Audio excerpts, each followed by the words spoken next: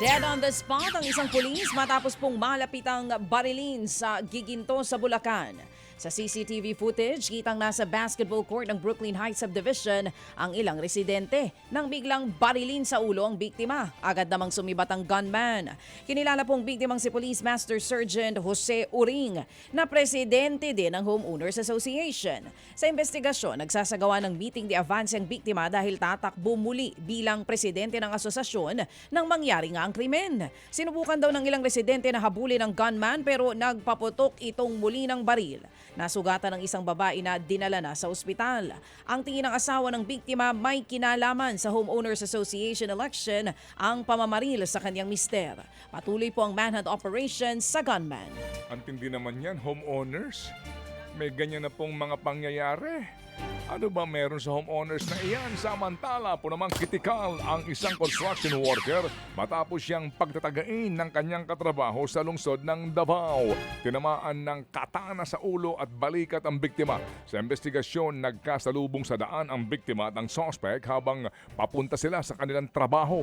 Pumunta po sa barracks ang suspect at kumuha ng katana at saka inatake ang biktima. Arestado ang suspect na umaming nagawa niya ang krimen dahil sa umano'y sa selos. Nabasa niya raw ang palitan ng text ng kanyang karelasyon at ng biktima. Maharap po ang suspect sa reklamong frustrated murder. 16 ang sugatan matapos sumalpok ang kotse sa isang multicab sa Naga City sa Cebu. Sa kuha po ng CCTV, kita ang isang ina na may kargang bata at dalawa pang bata na naghihintay ng masasakyan. Habang may babaeng estudyante na pasakay ng multicab at isang lalaking lumapit sa driver nito. Bigla na lamang sumalpok ang kotse sa multicab. Sa lakas po ng impact, tumila po ng lalaki habang nadaganan ng tumagilid na multicab ang mag-iina.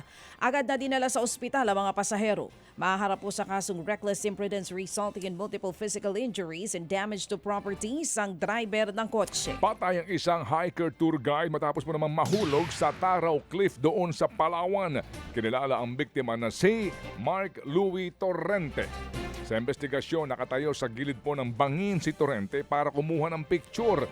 Bumigay ang batong kanyang tinatayuan kaya siya nahulog. Pahirapan po ang pagkuha sa bangkay ng biktima sa bangin na may lalim na katumbas ng halos 3 palapag. Ayon sa mga responde, napuruhan ang ulo ng biktima. Kilalang pro-hiker si Torrente at mayroong permit mula sa LGU kasama ang 28 hiker na umakyat sa Taraw Cliff.